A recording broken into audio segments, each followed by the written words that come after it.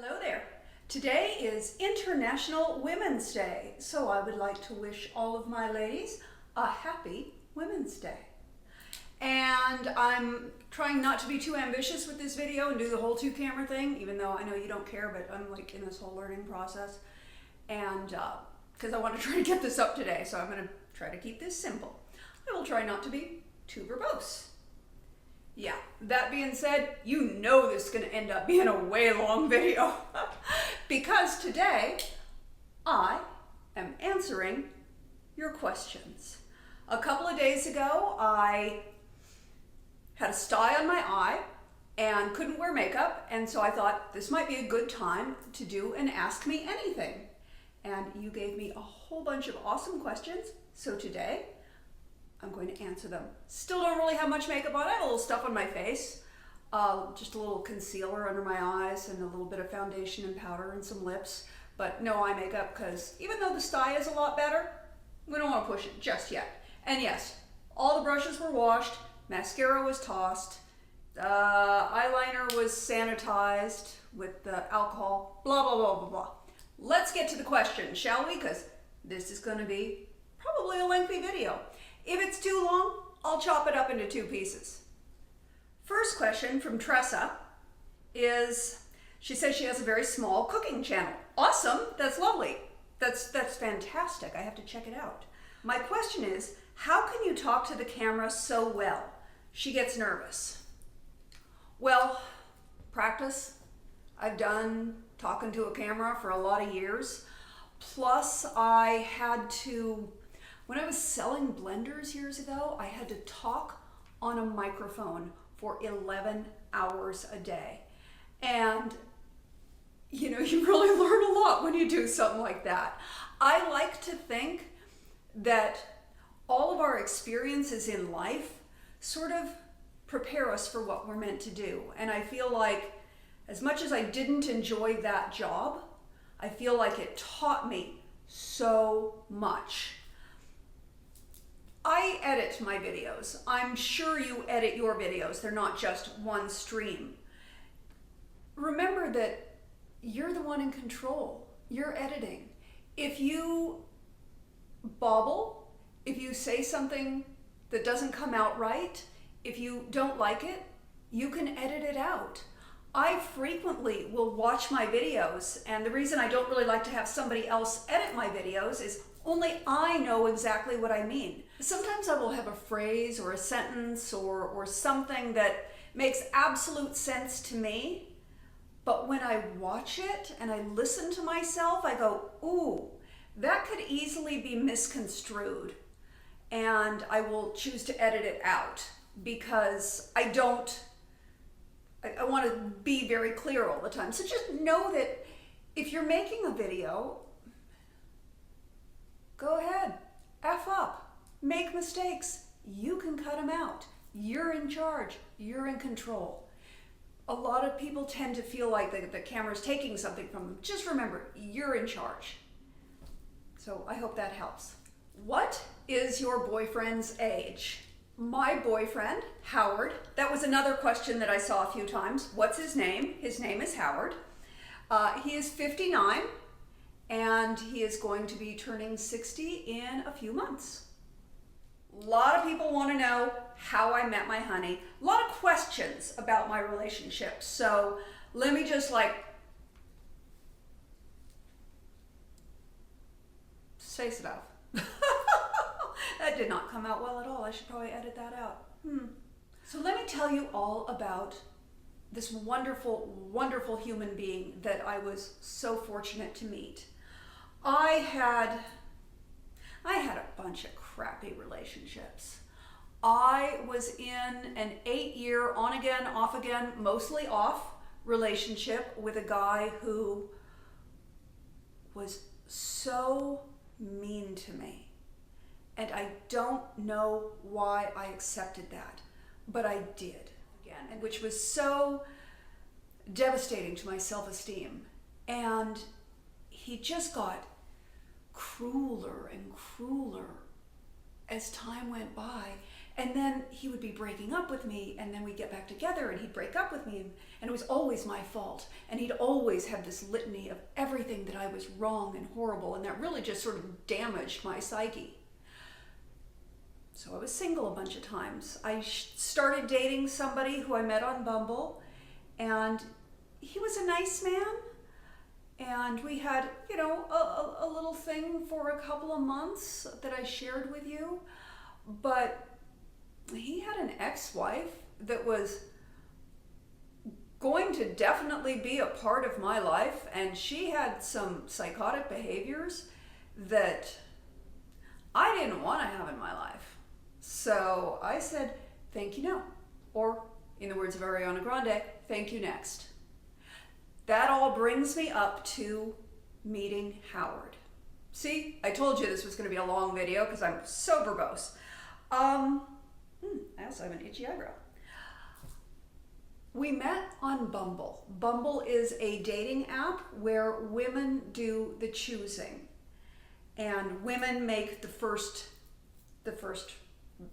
contact. I dated a bunch of guys on Bumble, and I gotta tell you, the dating process is not really fun anymore. I feel like dating apps have sort of created an environment of there's gotta be somebody better. You know, the whole plenty of fish in the sea, and there's a dating app called Plenty of Fish. People seem to have gotten into this thing where, well, if this doesn't work out, there's somebody else. And then this has kind of fostered this feeling of there's always somebody better. No matter who you're with, there's always somebody better. And I think that's a real problem, and why so many people don't ever find satisfying relationships is because people are like, yeah, but who else is there? You're nice, but who else is there? They're just too easily discarded and not really investing. I met him on Bumble. Gosh, let me back up. I'm all over the place, aren't I? I'm sorry. But I did want to share some of that background because I've had a lot of people share with me recently how horrible their experiences are on dating apps, and I agree. It's not you. And it's not really them. It's humans. Humans are afraid to get hurt, and they're always thinking there's something better. And I think there's just this whole, and I don't have any answers on a cure. I wish I did. If I did, I'd be a millionaire, wouldn't I? Right? Anyway, going back to my relationship, my sweetie. I went through everybody on Bumble. I swiped left, swiped left, swiped left, swiped left until I literally ran out of people. I can't tell you how many times I ran out of people in Los Angeles in a 25-mile radius. So then I went to a 50-mile radius. And you know what? I ran out of people that I found interesting in a 50-mile radius. Nope, nope, nope, nope, nope. Let me look at that. Oh, no. I didn't say no to all of them. I went out on quite a few dates. I found that really, in order to be actively going out on a date every weekend, I needed to have at least 12 men that I was communicating with, because they would flake, they would make dates and then not show up, they would have lots of first dates that did not lead to second dates, both on my part and their part. I kept myself to that 50-mile radius and still wasn't finding anyone. And then I just decided to open it up one day and to look further. Just out of curiosity, let me see what happens if I change my radius to 100 miles. What's 100 miles around me? And there, 54 miles away from me, was a picture of a man who looked like the man I pictured myself with. I had a vision board, which I have told you about, and I'll put the link for it there when I talked about it. I had a vision board, and I had my whole relationship sort of mapped out on this vision board. And I had everything about traveling together and dining together and finding the one and happiness at last and fidelity and commitment and all of these things that I wanted in a relationship. But the one thing I didn't have was a picture of the man.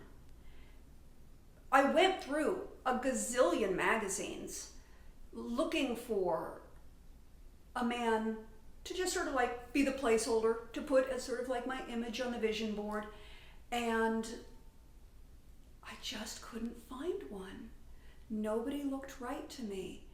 And when I opened up my radius and I was swiping through and I saw this photograph of this man, and he wasn't even looking at camera, he was sort of like looking off.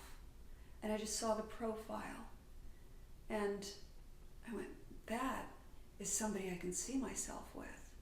This person looks interesting to me. I opened up and I looked at all of the pictures of him, and I saw a photograph of him, again, not looking at camera, kind of looking away, like he was looking at somebody.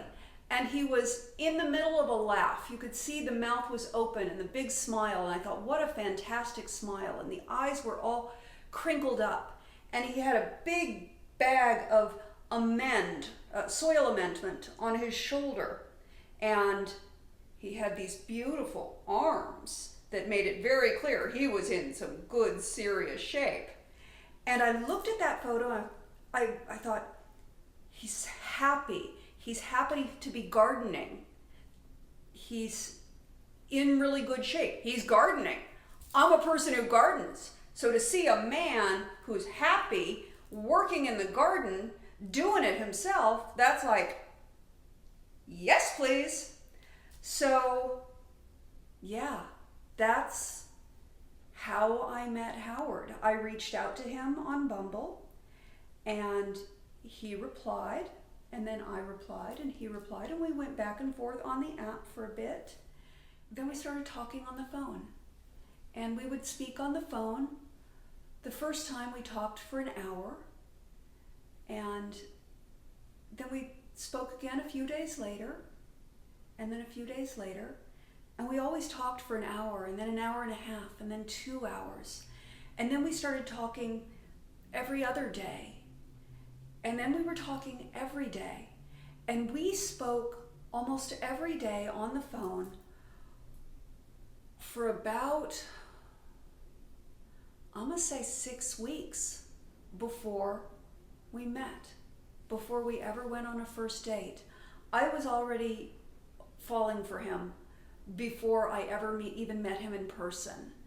And I remember on our first date, we met at a grocery store because I could leave my car parked in that parking lot, and then we drove off and we went to the Getty Museum to just walk around and get to know one another. And then we had lunch afterwards, and then he drove me back to my car and gave me a hug, and I was like, oh yeah, I like this man. So that is how it started. And one of the things we addressed right at the beginning was, how do you make this work? In Los Angeles, everyone talks about dating somebody who's geographically desirable because you can spend a lot of time in traffic. And sometimes when I would go down to visit him 54 miles away, I would be in traffic for 3.5 hours. It would just be miserable. But we said that if 2 people want to make it work, it will work. The problem, I think, too often is that only one person wants to make it work, or one person wants to make it work more than the others. And it takes 2 people trying. We have only spent 1 weekend apart since we really committed to one another, and that was because I was on a shoot out of town. And every other weekend, we made the trip back and forth to each other's place. And it was not always easy. And sometimes we would take turns being cranky because of it. And we both lived out of a suitcase for a long time. But that brings us to here right now, where we've now been living together for a month. And it is heaven. It is absolute heaven. He is the sweetest, kindest, most considerate, gentle human being you've ever met in your life. He is absolutely perfect, and sometimes that can be a little intimidating to live with, but I'm very blessed. I'm very lucky to have met Howard. So there's a whole bunch of information that I hope answers a bunch of these questions. I had a variety of questions asking about how I met him and how our relationship started, and there you go. How does your story go with your mister after you two met on Bumble? What was your mindset as you two got to know each other? What made it feel safe to commit to one another? I think that's a big one. What made it safe? What made it feel safe to commit to one another?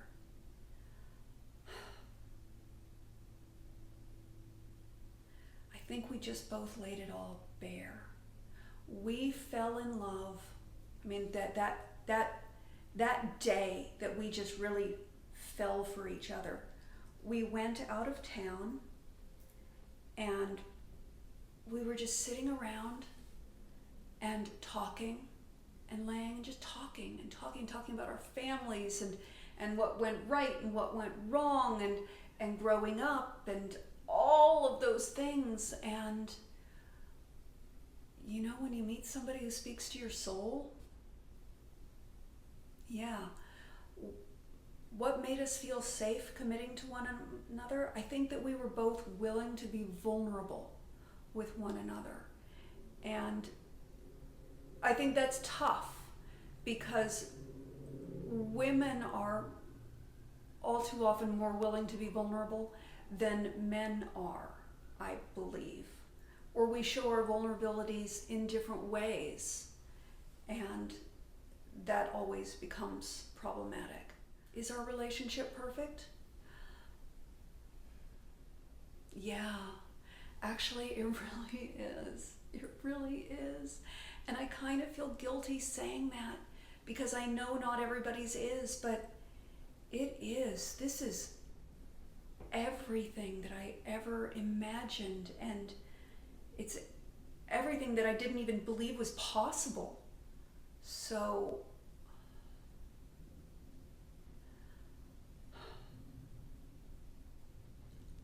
I wish that more men would see this video and be open and be willing and vulnerable and learn to open themselves up. And I think that we as women would be so much more satisfied, but I don't see that happening. And I really don't have any good answers for anybody on that. I could just tell you how it was for me. I think that was the key, that we were both willing to be vulnerable with one another. Oh, love to hear your partner answer these off screen too. Well, he's not home right now, and by the time he's home, I won't have time to get this video edited and up, so chances are that's not happening. Question, where did you grow up? Tell us about your family. I grew up in San Luis Obispo, California. Just, a really traditional middle class, small town family. I have a younger sister. We are not close. She's made life choices that I don't agree with, but I'm very close with my mother and my father and my aunt. My parents were both hairdressers when I was growing up, and then we moved to Arizona for a few years, and they went into the jewelry business, and then we moved back from Arizona back to San Luis Obispo, California, and they owned a few convenience stores before they eventually retired. I worked in the convenience stores as one of my jobs just before I moved to Los Angeles to become an actress.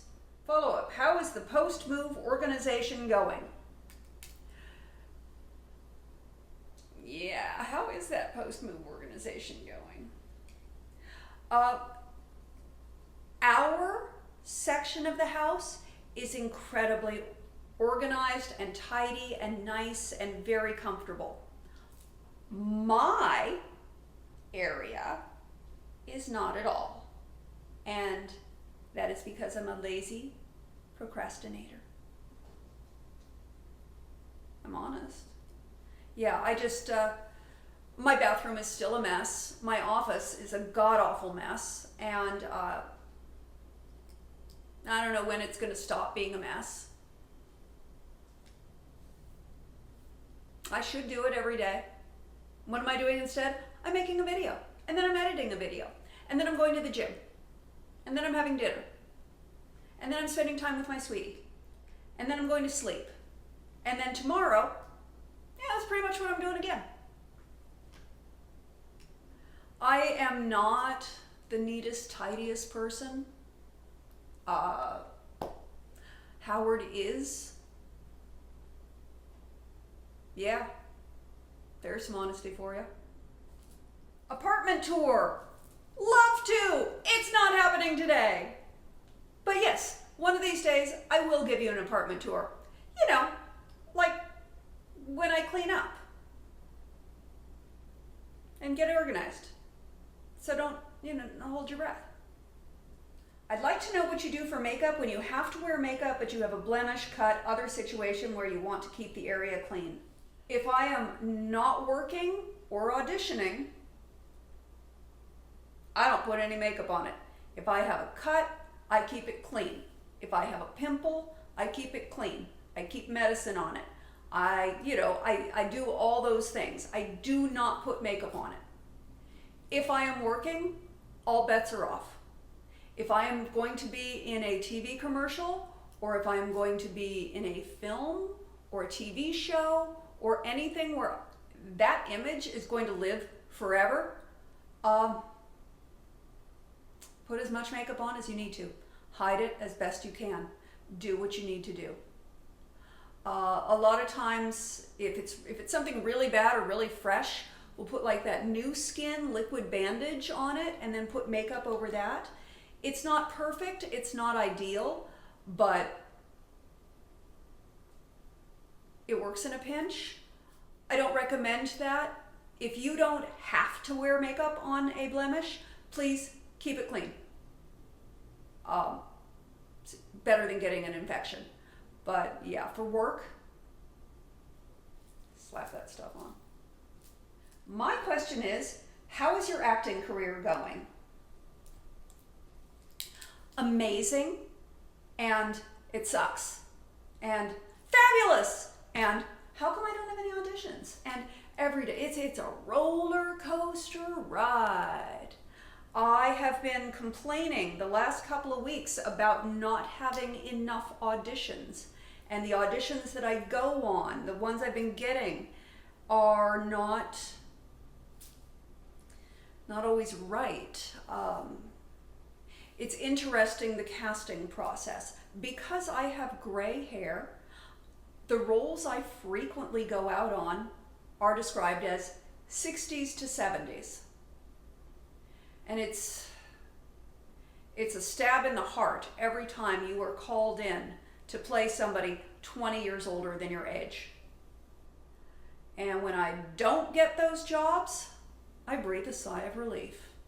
And when I do get those jobs, I roll my eyes and say, isn't that Hollywood for you?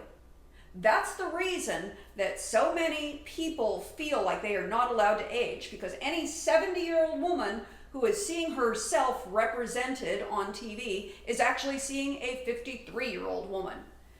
Because God forbid they should hire a 70-year-old to play a 70-year-old, or let a 50-year-old play a 50-year-old. It's so screwed up. And that's Hollywood, and I do my best to try to change it, but I can't change it. I can only represent, I don't even know where I'm going with that, but you know what I mean? yeah, it's a little irritating. So how is my acting career going? I'm going out on a lot of print auditions. I'm going out on a lot of commercial auditions. Print and commercial auditions are always a little weird because they kind of don't really have anything to do with talent. I mean, they do to a certain extent. You can't totally suck. But the advertising agencies have a concept in their heads of what they are looking for. And when you walk in the door, you are either that thing that they have in their mind or you are not. And you can't really change it. You don't even know what's in their mind. So you go in, you do your best, you walk out, you forget it ever happened. I have not had enough really good acting auditions lately. It seems like the castings that I see every day, they're not wanting me, or when they're wanting me, they're really low-paying jobs. And there was a time in my career where I did a lot of low-paying jobs just to bulk up my resume and to get the experience and to get the tape and all of that stuff. And right now, I value my time more. I would rather be at home making a video for YouTube than working on a job that only pays me $100. And I know $100 is decent money, but it can be a 12 to 14 hour day. So if you break it down hourly, it's not that much. Usually it's 125. That is the standard rate. But I don't work for that anymore. But how is my acting career going? I have a film that I did last year. If you recall, we were going through all this angst of whether I should dye my hair blonde or could they wig me, and what was I was like. So we weren't sure what was going to have happen. Thank goodness they did decide to wig me. I didn't have to dye my hair, though I did end up doing a highlighting on my hair because it blended it with the wig better. That movie is having its US premiere in Cleveland at the Cleveland International Film Festival, March 28, 29, and 30. The film is called Cuck, C-U-C-K. And it is not a comedy. It is a dark, serious, heavy film. And it was a difficult film to make. And it was a wonderful film to make. And it was a fantastic experience. And not everyone is going to like the movie. We will see how it does at film festivals. Hopefully it does very well. It is a film that needed to be made. It is a story that people need to hear about. It is an interesting commentary on things we are seeing in society now. My character, very different from me. If you're in Cleveland, please go see it. This is our first film festival. Hopefully, it goes to a lot more film festivals. I will keep you posted as I know about it. How is my acting career going? I've gotten to work on 2 comedic series. I love that. I love the career that I'm having. Do I want my career to be moving faster and to be doing more? You bet I do. But I am happy with my career. I love the way my career is going, and I hope that it continues with an upward trajectory. I hope that it continues with an upward trajectory. That was hard for me to say, apparently. Have some water, Monique. This video is not sponsored by Smart Water. Not sponsored by anybody. Had a haircut. Fun. Howard doesn't much like it. He's going to argue with me when he sees this video. He's going to say, no, I do like it. Yeah, I can see that he doesn't like it. You know, when they go, oh, it's really short. Oh, it's really short. You know, and there's that. I like it. I'm happy with it. It was see-through. I had to get rid of that hair. Great time. I know you've done jobs where you've shown your body or had intimate scenes. Have you ever been on a set where you felt disrespected or unsafe? Oh, yes. I have had horrible situations. I cannot even begin to tell you the number of experiences that I have had in my 30 years in the business and the number of inappropriate things that I have had to endure. As a result of that, I am one of the founders of an organization called ICFTA, and you can find that at icfta.org, and we are intimacy coordinators. And because of how difficult it is to shoot intimate scenes with actors where they may be nude or having to do simulated sex or things like that, we are advocates to take care of actors. So we can be hired by film crews to go on set to make sure that the actors don't go through the experiences that we went through. We are all actresses who have gone through it. We've been in the trenches, and we're there now fighting to make sure that other women and men, because we're there for everyone, and we're there for the production as a whole to make sure that everybody is respected and everybody feels safe and that the scenes work. You're not disrespecting the actors, and we're also making it better for the directors and the producers so they don't have to worry so much about legal liability. Long, not terribly salacious way of answering your question, but yeah, I've had some situations. Yeah. I remember in an earlier video you stated you did not like nail color on your nails, and now your nails are done all the time. Not a criticism, just an observation. What changed for you? Gel manicures. Every time I would get polish put on my nails, it would chip off the very next day. And so I would be staring at these hands that had this chipped polish, and it never looked good.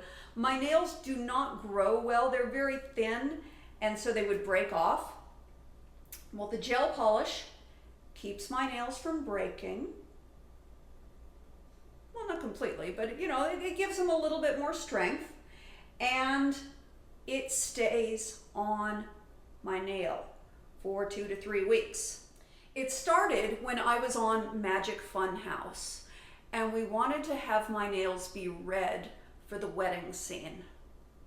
And knowing that my nails were going to chip, I decided to splurge and get the gel manicure. And I had red nails for 3 weeks. And I was not at that time in a position to be really affording getting my nails done every 3 weeks. Yeah, you're supposed to do it every 2 weeks, but I'm thrifty. But I did it again, and then I did it again, and I did it again.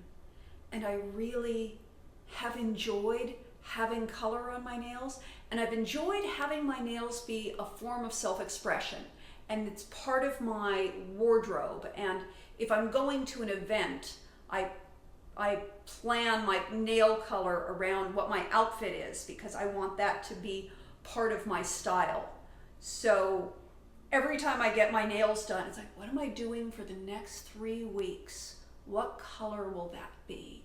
And it really varies. And if I've got too many things going on where it's like, okay, I've got to be wearing red on this occasion, but I've got to be wearing pink on this occasion, and then I've got to have the green dress that day, then they end up silver or gray, because silver or gray always works on me. But I love having that little bit of self-expression that I couldn't with regular nail polish. So it is an indulgence, and yeah, that's what changed. Question: after watching almost all of your videos on the gray transition and products used then for your hair, what are your fab favorites now? Fanola No Yellow Shampoo, I freaking love.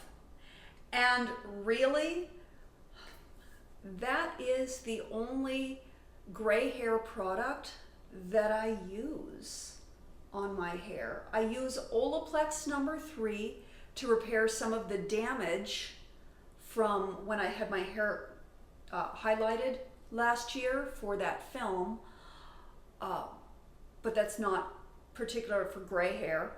I am really cautious about using heat protective products whenever I use hot tools on my hair, which isn't very often. I am lucky in that my hair has a little bit of natural wave. So most of the time I wash my hair at night before I go to bed, and then I let it dry naturally. And then I go to bed and I get up in the morning and I run a brush through it, and that's it. That is my whole hairstyling protocol for the most part. It always ends up with this little wave right here. It always looks funny on this side, so I always tuck it behind my ears. But I don't really use any special gray hair products other than the Fanola No Yellow shampoo. I have tried a number of purple shampoos, and they all have different degrees of working. Most of them seem to be a little drying, so I do try to use a really hydrating conditioner, but it varies. You know, I pick up whatever's on sale, whatever catches my fancy when I'm at the beauty supply, and I have way too many products, and I am not 100% loyal to any of them. There isn't anything where I go, this is my, except for the Fanola No Yellow. Now, the Fanola No Yellow shampoo leaves some serious purple in your hair, and I like my hair right on that edge of periwinkle.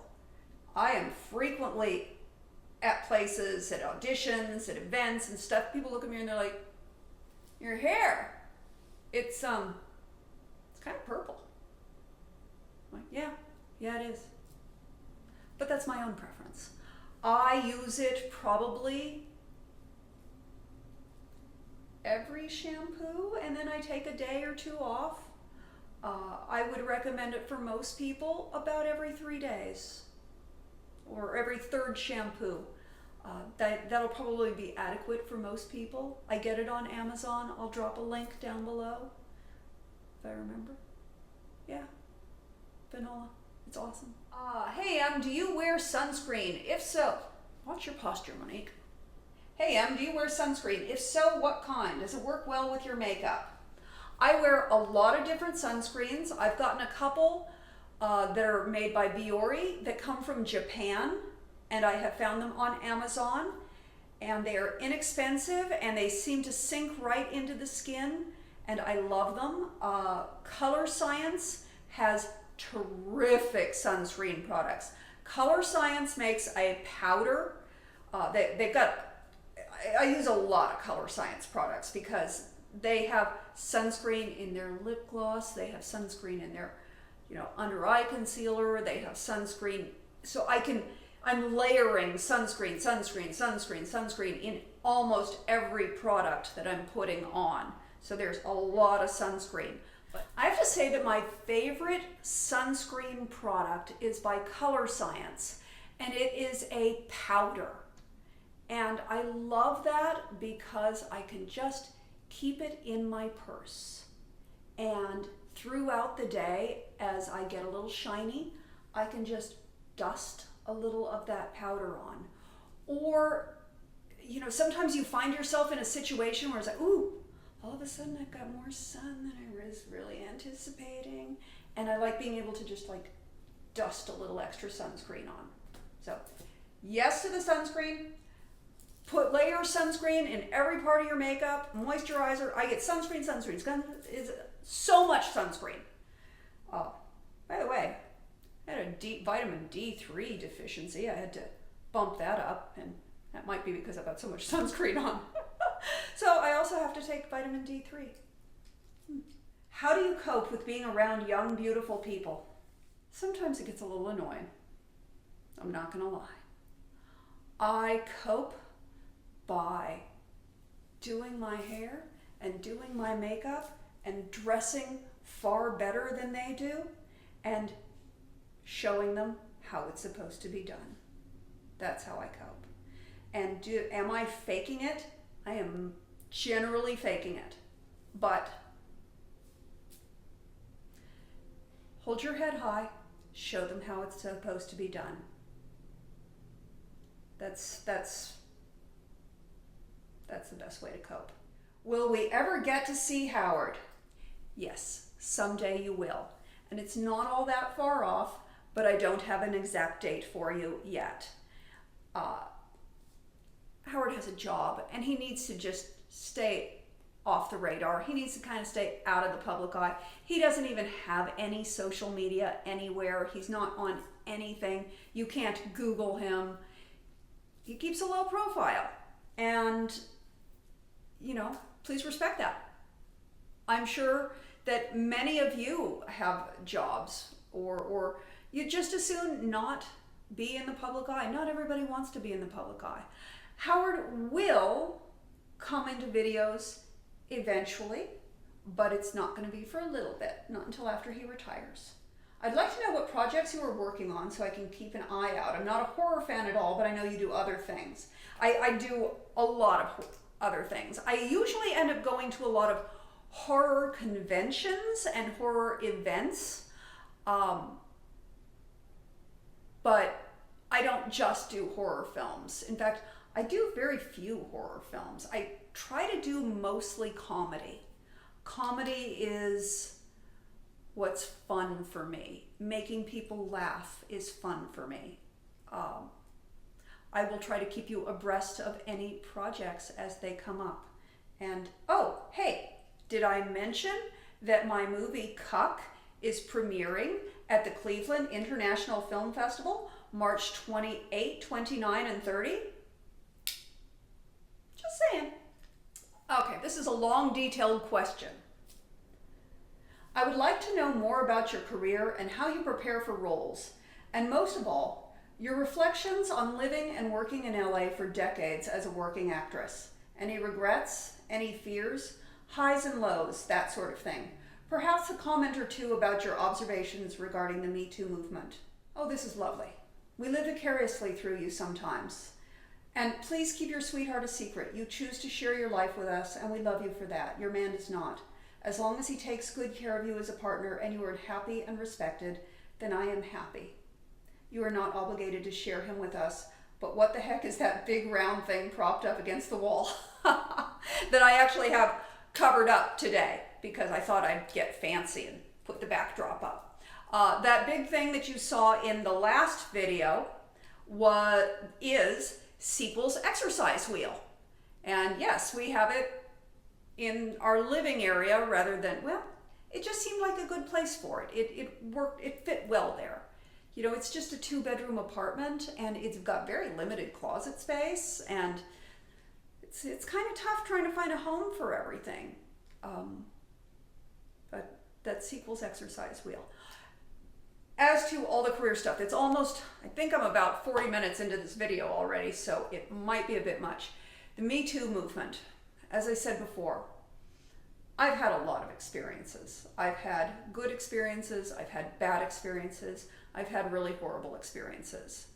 I have walked on a set and had the directors grab my breasts. I have had directors suck my toes. I have had coworkers pinch and poke and try to get away with things that they should not be trying to get away with. I have had a lot of those experiences, and again, that's why I am one of the founding members in ICFTA. So if you'd like to learn more about that, I will drop a link down below. You can check it out. Any regrets, any fears? In the 90s, I took every job that came along. I should not have taken every job. I should have been more selective. I was excited to be working so much. I was greedy for all the work. I was happy to have all the work, and I took all the work. And I regret that. I regret that I sort of pigeonholed myself by taking too much work, and I should have been more selective about the work I took. and I should have been more aware of my brand. But back in the 90s, we didn't think about ourselves that way. We didn't think about ourselves as, I'm building my brand. That is a very 2000 way of thinking of things. Was not what we did back in the 90s. And I was young and hungry and greedy, and I took all the jobs that I could. Fears. That I'll never quite get the opportunities because I took all the jobs that I could. That I will never go in for a TV series, like on a network television. The only auditions that I've ever had for network television have been tiny, tiny little parts. I've never gone up for a pilot. I don't know anybody else in the business who's had as much work as I have had, who's never even auditioned for a pilot. So that's a fear. Fear that certain physical limitations as we get older will prevent me from having the career that I want. For example, my eyes are extremely light sensitive, and in the last couple of years they've become very cold sensitive, and they water terribly. And if I'm shooting in a scene and there's too much light coming in, my eyes will just start leaking, and then I've got tears running down my face, and I'll be in the middle of a take trying to say something comedically, but I got a tear running down my face. I mean, it's fine if you got tears running down your face and you're doing a dramatic scene, you can oots that up, you know what I mean? You can sort of like, yes, you can go with it and play that because the physicality is there. But to try to be funny or powerful or something that doesn't have tears, that's problematic. So yeah, I was on a shoot for the series Anime Crimes Division, and I was facing the ocean on a sunny day, and there was so much light coming in, and I could just, as I'm doing the take, I can feel my eyes like fighting to shut, and I'm fighting my eyes the whole time while trying to act, remember my lines, and convey this character. And I remember thinking, is this going to be what ends my career? You know, sometimes we see somebody disappear, they stop acting, and we don't know why they choose to leave acting at their prime or you know, at a young age. And sometimes it's as simple as, well, I couldn't keep my eyes open. And rather than eventually getting fired over not being able to keep my eyes open, I may choose to drift away from the business because my eyes will refuse to accept all this light. So yeah, those are big fears. Watching yourself age on camera is hard. You know, my body is not the body that it was when I was 20. My face is not the face that it was when I was 20. When I look at close-ups and I see lines and wrinkles, it's hard. I'm not gonna lie, it's hard. I can see why everybody gets a lot of work done to try to feel okay about what you're seeing, because especially when you're seeing it on a big screen, when your face is 40 feet tall, you know, that cute little eye wrinkle is big. It's like, oh, look at that. My crow's feet is 7 feet long. How lovely. So those are things. Going further into this question, highs and lows.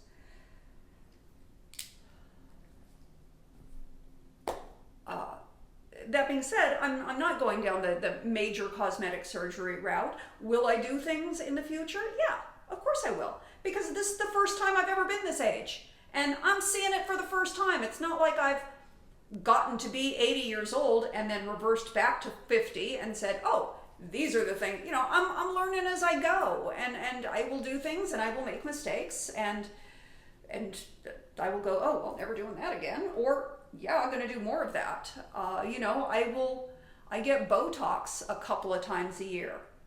I don't get it 4 times a year, which is what Botox recommends for you. Every 3 months you're supposed to get that injection. I don't fully Botox. I don't do the lines around my eyes.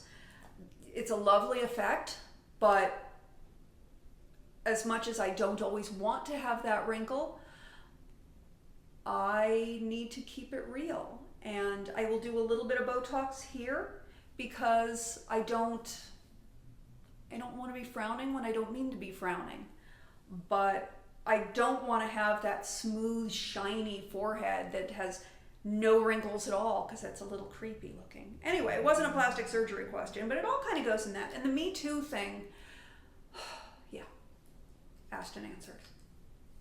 Let's move on. I'm rambling. I ramble a lot. My question for your Q&A is, how are you and how are you getting used to living with another person full time? We're doing really good.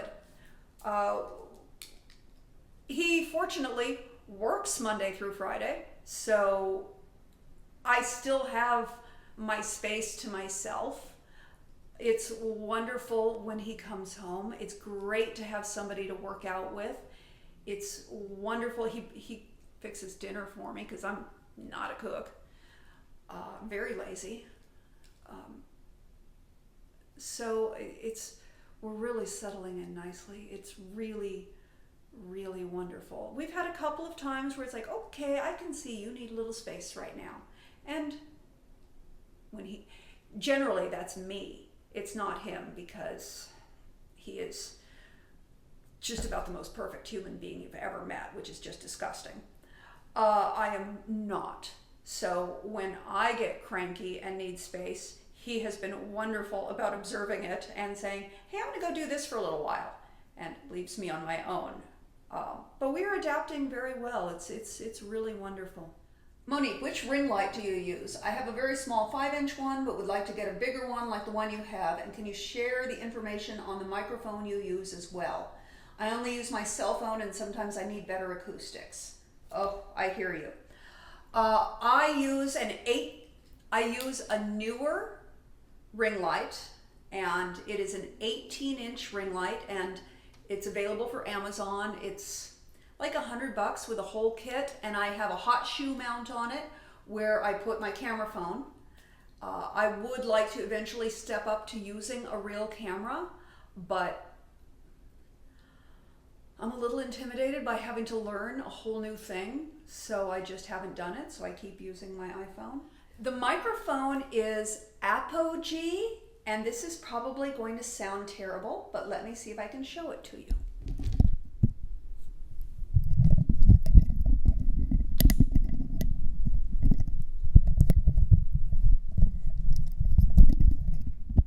Well, that went well, didn't it? Yeah, let's go. Let's just double check and make sure I'm still... Well, we are certainly going to discover now how well that microphone works, because when I pulled on the microphone and it moved the ring light and the whole thing twisted, and then I got up to check it, it showed me that my battery was almost dead. So I had to unplug the microphone so that I could plug in the power cord, and now we might have really crappy sound. Or not. We don't know. This is a grand experiment, isn't it? That's the dog. Yes, Kiko. So yeah, these are some of the awkward things that you go through when making YouTube videos. Probably gonna have to stop at this point anyway and do a second half, because well, it's really long, and I'm not sure anybody wants a 2-hour video. By the time I chop this up, it's going to be a really, really, really long video, and who has that kind of time? So we might be doing 2 parts to our Ask Me Anything. So that being said, I'm going to wrap this up right now, and we'll stop, and then we will continue with a second half to the Ask Me Anything. So, I'm always so awkward. And while we're doing that, I'll let everything charge for a bit, and I'll take the dog for a walk and come back, and we'll have a whole lighting change, and it'll look different, and yay. Welcome to the world of indie. I was gonna say indie filmmaking, but this isn't even filmmaking, this is YouTubing. Happy International Women's Day. I'm actually having a really great day just sort of hanging out and visiting with you. And I love you bunches, and we will continue the rest of the questions on a second video, and I will talk to you very soon.